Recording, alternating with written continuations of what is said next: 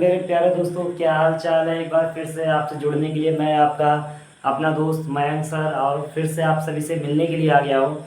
जैसा कि हमारी सीरीज चल रही है सारी सारी टॉपिक वाइज, उन्हीं टॉपिक वाइज में से एक क्लास 12 के लिए दोबारा से एक हम टॉपिक लेकर आ रहे हैं। जैसा कि आपको मैंने पिछली क्लासेस में बता रखा है कि पिछली क्लासेस में हमने जो पढ़ रहे हैं 12th क्लास में वो पढ़ा था कूलम्स लॉ के बारे में।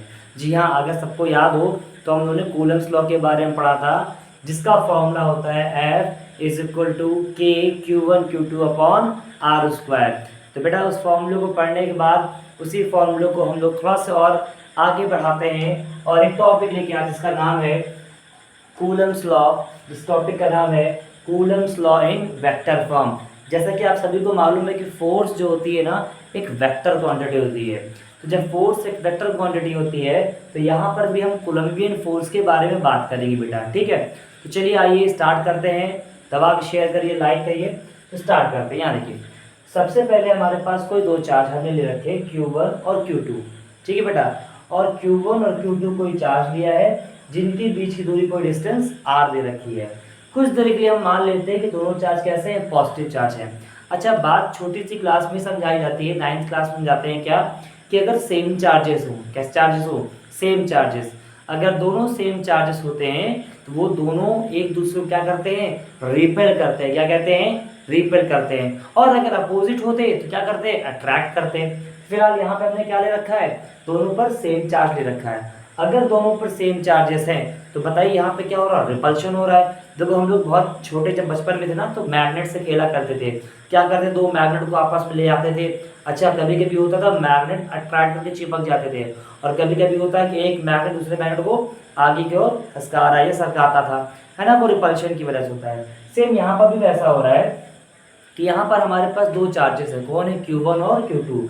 अच्छा, दोनों पे पॉजिटिव चार्जेस है, सही बात है, पॉजिटिव है। तो हो क्या रहा है कि सर Q1 टू Q2 वाला भी Q1 पे फोर्स लगा रहा होगा और Q1 वाला भी Q2 पे फोर्स लगा रहा होगा। ये इसको ढकेल रहा है और ये इसको, दोनों एक दूसरे को क्या कर रहे हैं, दूर करने की कोशिश कर रहे हैं। तो दूर करने की कोशिश कर रहे हैं तो फोर्स ऑफ रिपल्शन लग रहा होगा। उसका फॉर्मूला है अकॉर्डिंग टू कूलम्स लॉ, जैसे कि हम जानते हैं कि Q1 Q2 upon are square. यहाँ क्या हुआ सर, 2 1 लिखा है, क्या लिखा है, 2 1। इसका मतलब हो गया force on 2 due to 1। Sir ये भी इसके ऊपर फोर्स लगा रहा है। दूसरा क्या लिखा है, जैसे ये निकल गया, सिमिलरली ये भी है, F12 है। इसका मतलब क्या है, फोर्स ऑन 1 ड्यू टू 2। मतलब ये भी इसके ऊपर फोर्स लगा रहा है और ये भी इसके ऊपर फोर्स लगा रहा है, दोनों बराबर की मात्रा में फोर्स लगा रहे हैं। लेकिन अंतर क्या है मालूम है, अंतर ये है कि सर ये इसको इधर ढकेल रहे हैं और ये इसको इधर ढकेल रहे हैं। तो दोनों जब एक दूसरे को अपोजिट डायरेक्शन में ढकेल रहे हैं, यानी शिफ्ट कर रहे हैं, तो सर देखिए फोर्स दोनों की बराबर है। फोर्स कैसी है, बराबर। लेकिन ध्यान देने वाली बात ये है कि यहाँ किसका साइन लगा हुआ है, माइनस का। और माइनस का मतलब क्या हो रहा है, यहाँ पे दोनों की डायरेक्शन क्या है, अपोजिट है। क्या मेरी बात समझ में आ रही है? अगर बात समझ में आ रही है तो वीडियो में पॉज करके एक बार दबा के लाइक मारना, ठीक है। उसके बाद देते हैं। तो ये सारी चीज़ों को पढ़ने के बाद हमारे पास का रिजल्ट आया। अच्छा, ये चीज़ें हो रही हैं तो क्या रिजल्ट निकल रहा है, तो कोलम्बियन फोर्स, कौन सी फोर्स, कोलम्बियन फोर्स की बात करेंगे। और एमसीक्यू में आपसे पूछा जाता है स्कूल में क्लासेस में कि Coulombian force obey Newton's third law of motion. कौन सा लॉ करते हैं, थर्ड लॉ। आपसे पूछा जाएगा, क्या पूछा जाएगा कि कूलम्स लॉ न्यूटन के कौन से नियम को फॉलो करता है।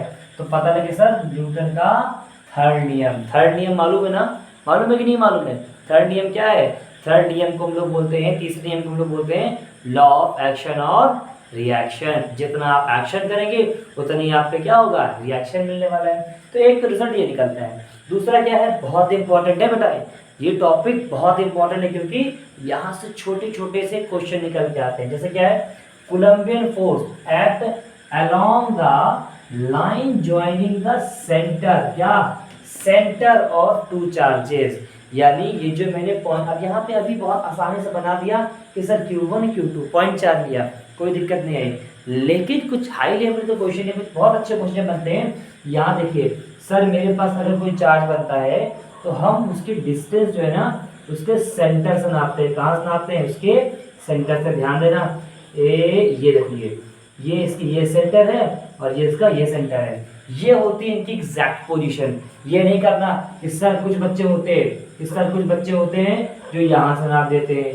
ये क्या है, ये गलत तरीका है। रियल क्या होता है कि सर इस वाले सेंटर से इस वाले सेंटर की बीच की दूरी को नापा जाता है। क्या मेरी बात समझ में आ रही है? ये बहुत अच्छा है, जेन्युइन चीज़ है और इसका इस्तेमाल हम लोग न्यूमेरिकल्स में करते हैं। ठीक है बेटा, तो ऐसे ही जुड़े रहिए और जो भी डाउट्स आपके आ रहे हैं, अगर कोई डाउट्स हैं तो वो आप कमेंट में कर सकते हैं। ठीक है, मैसेज कर सकते हैं। आपके डाउट को सॉल्व करने के लिए मैं पूरी कोशिश करूँगा। और ऐसे ही जुड़े रहिए, दबा के लाइक करिए, शेयर करिए, सब्सक्राइब करिए।